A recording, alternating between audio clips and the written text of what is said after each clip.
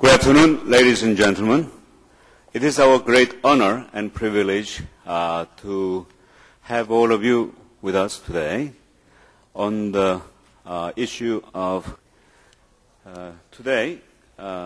Originally, I was going to start with the presentation of what mechanism-based management is, and then three gentlemen from the industry will talk about their own experiences on the mechanism, and the final capping session will be done by Professor Fujimoto of University of Tokyo.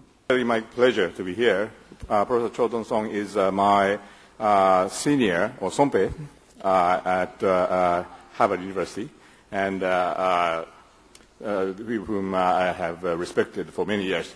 And today I would like to talk about manufacturing side, so it's a rather narrow side of the things, but it is highly related to the concept of mechanism. So I'd like to, actually, this is about mechanism of design rather than design of mechanisms, but I think it's very similar.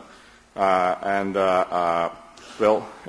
I believe that this mechanism is about the designing a good process, good flow of values, or good products, good business.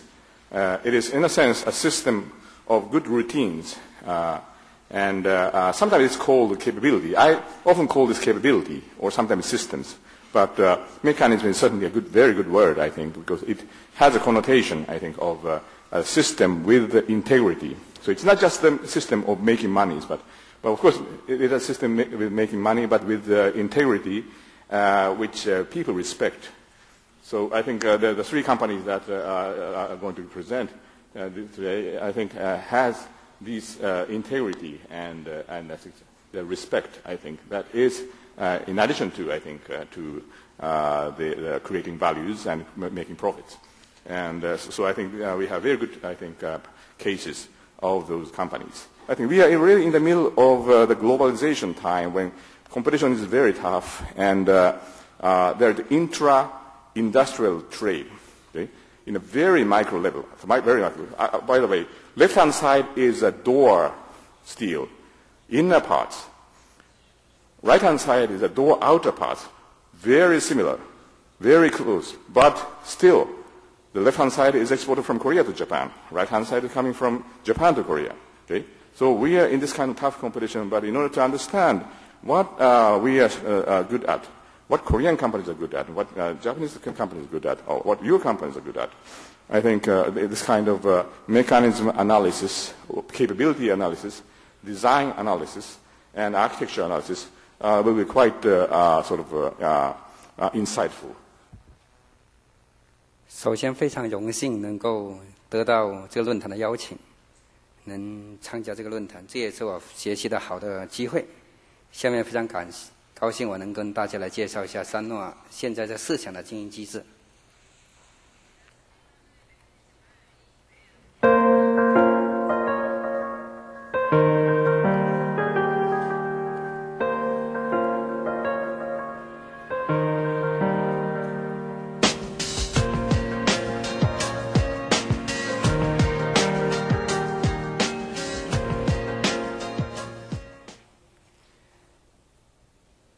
下面我的介绍分成4个部分进行。第一部分是三诺数码集团的介绍，第二部分是过去三诺的经营机制的架构，第三个部分是我们怎么来学习及采取国际化的经营机制，第四个部分是未来三诺的经营机制的构架。성장 메커니즘과 성공 메커니즘을 여러 가지로 표시할 수 있겠습니다만은 일단 4가지로 만들어 봤습니다. 첫째는 투명 경영, 윤리 경영입니다. 그것이 기업 내의 trust와 respect, 이 신뢰와 존경을 기초로 하는 문화를 형성하는 기초로서 투명 경영, 윤리 경영. 두 번째가 환경 경영이고 청정 생산 체제인데요. 그것이 기초가 됨으로써 에코 에피션시 환경과 경제가 상승하는 그런 결과를 가져왔고, 그다음에 라이프롱 러닝 평생 학습 조직, 학습 체제 그리고 새로운 그 근무 체제와 하이 퍼포먼스 워크 시스템 이러한 것을 총 도입을 해서 그것을 기초로 해서 끊임없는 혁신이 일어나는 기초가 되는 것입니다. 네 번째는 가정 친화적이라든지 워크 라이프 밸런스 이런 것을 골고루 균형 있게 개발해서 그것이 전 사원이 모두가 사업가적인 혁신의 주인이 되는 그런 문화로 만들었습니다. 먼저 이 투명경영 윤리경영 부분을 소개해드리면 위에 네 가지를 거절했습니다. 과거와의 단절 해가지고서 많은 고통과 거래선에서 쫓겨나는 그런 모든 수모를 겪으면서 네 가지를 결단을 했습니다. 모든 그 좋지 않은 관례라든지 그 내부적인 그 이익과 윤리의 상충 그런 경우에는 이익과 올바름, 윤리가 상충하는 경우에는 올바름을 택한다라는 위에서부터 밑에까지 더 이상 그 부분에 대해서는 이의가 없는 그런 결의를 했습니다. 그리고 연고주의, 네포티즘, 혈연, 지연, 학연 이러한 것을 따지는 사람은 일을 못하는 거는 괜찮아도 이런 걸 따지는 사람은 미안하지만 회사를 나가달라. 회사의 비전과 가치관과 이런 것을 뭉치는 것을 뭉쳐야지. 거기다 더 혈연, 지연, 학연, 타령을 하는 사람은 내부적으로나 외부와의 거래에 있어서나 이런 것을 고려하는 사람은 나가달라 이렇게 됐습니다. 그리고 이 모든 이 이해와 이런 것이 상충되는 것을 예방했고요.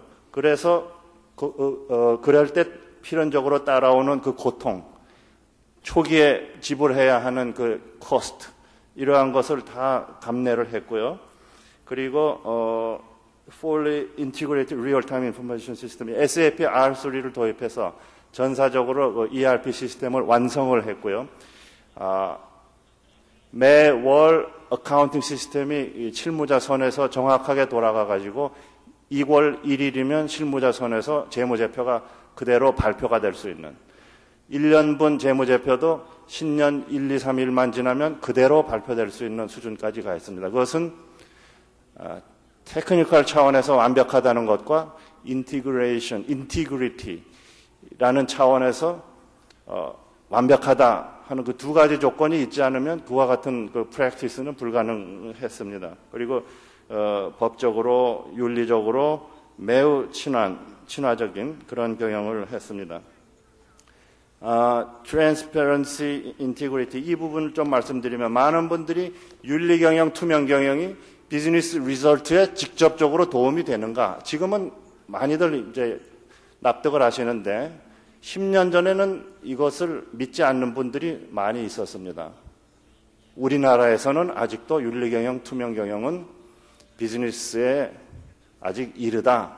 너무 순진한 발상이다라고 말을 하는데 저희는 그것을 앞서서 했습니다. 그래서 빨간색으로 칠한 부분만 보면은 이 트랜스페런트, 투명한 경영, 환경 친화적인 경영, 사람을 귀히 여기고 사람으로부터 모든 가치가 창출되는 제도를 만들 때 그때 대내적으로 대외적으로 신뢰와 존경이 쌓이고 신뢰와 존경이 쌓이면 그것을 바탕으로 해서 협력과 통합이 이루어지고 협력과 통합이 이루어지면 거기에서 리설트가 나오고 라고 하는 선순환 메커니즘을 이론이 아니라 실제로 옮겨서 그것을 실천을 옮겼습니다. 똑같은 시장을 똑같이 들어갔다가는 똑같이 망하겠다. 남들의 점포가 1, 20개 있는데 처음 들어가면서 어떻게 승부해서 이길 수가 있을 것이냐. 지금 얘기하는 블루 오션을 생각을 해봤었습니다.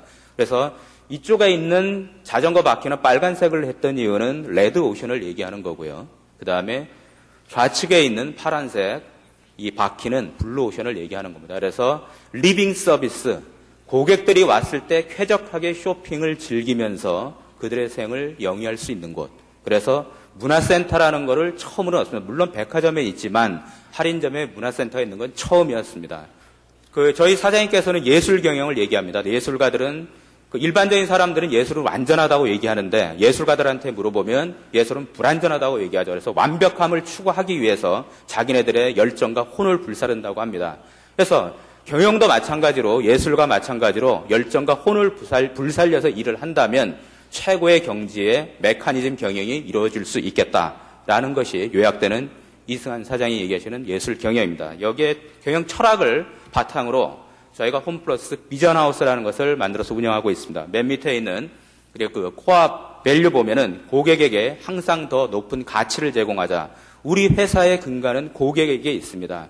뭐 여러 가지 말 많이 하겠지만은 직원들을 잘 대해주고 잘 대해준 직원들이 고객에게 잘 대하게 하는 고객을 우선으로 하는 고객을 항상 먼저 생각하는 이런 경영 그 코어 밸류를 가지고 있고요.